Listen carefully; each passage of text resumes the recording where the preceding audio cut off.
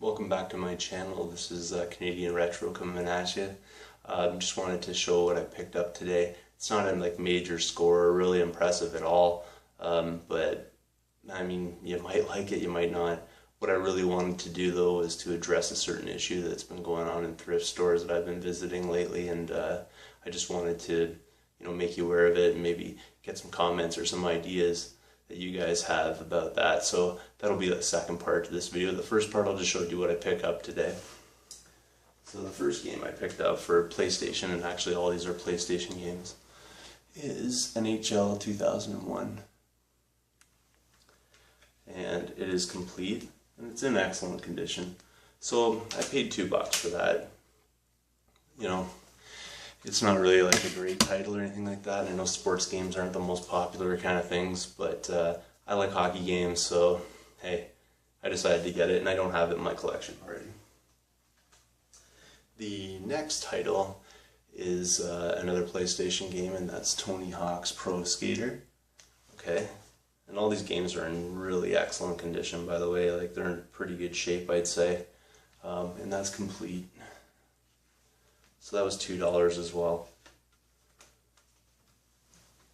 The next game I'm going to show you, which I also got at the same time, is Tony Hawk's Pro Skater 2 for PlayStation.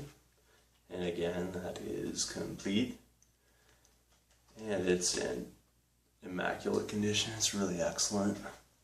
So I'm pretty happy with that. Again, that was $2. So $6 altogether for those three games. The next one I wanted to show you was NHL 99 for PlayStation. This would have been $2, but looky, no game. So I picked it up anyways. I didn't have to pay for this one. It was free. They just gave it to me because there was no game in it. But, so what are you going to do, right?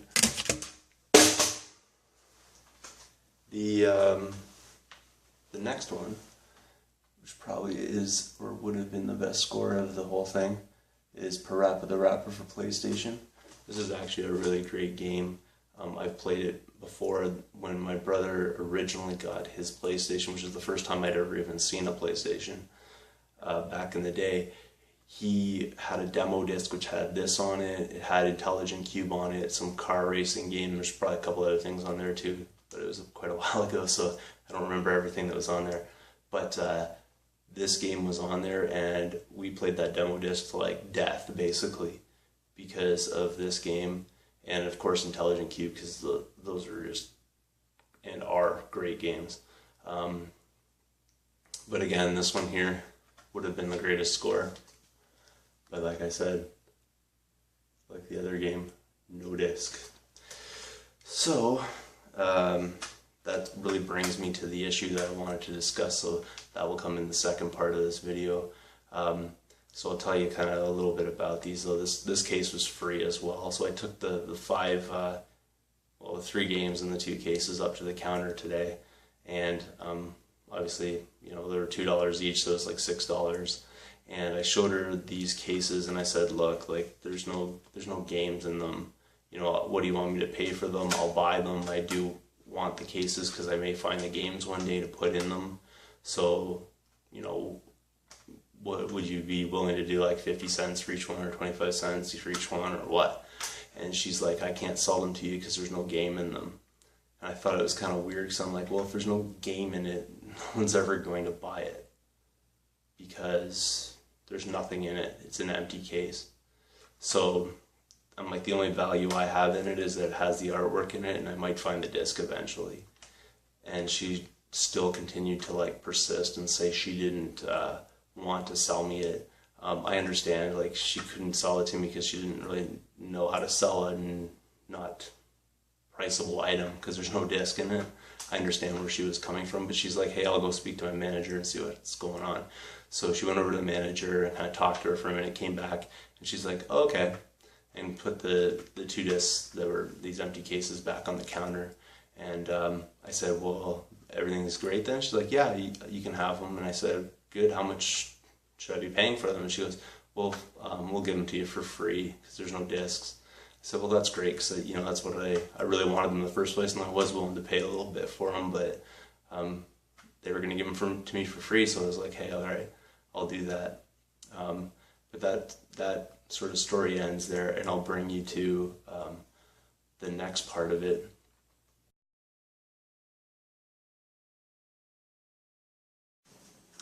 This is part 2 of my video.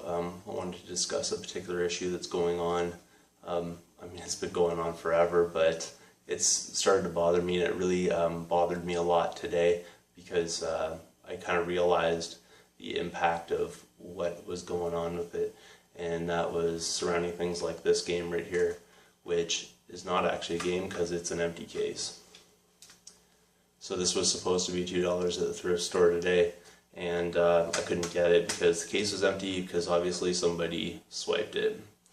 So that's kind of the issue that I wanted to talk about a little bit today, because I don't think necessarily people understand the impact on people that it has. For me, like, it's a real bummer that this had no game in it.